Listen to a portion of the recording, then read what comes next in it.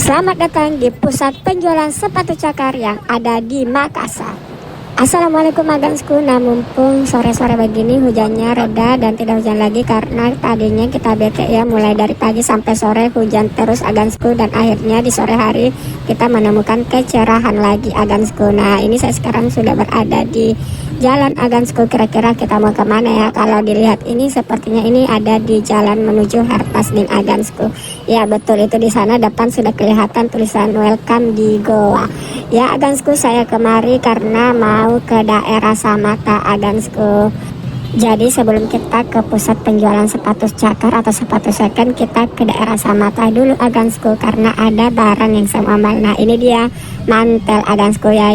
Ya selanjutnya karena waktu maghrib sudah masuk, jadi kita terlebih dahulu sholat dulu ya sebelum kita menuju ke pusat perbelanjaan.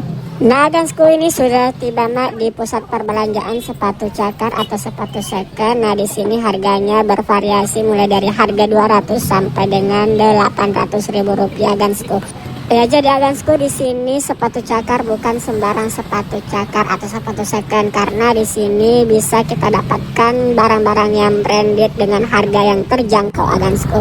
Nah agansku, karena saya sudah pilih-pilih sepatu dan sudah spill di sini, saatnya saya mau pulang dulu agansku. Sampai di sini dulu perjumpaan kita hari ini agansku. See you on the next my video.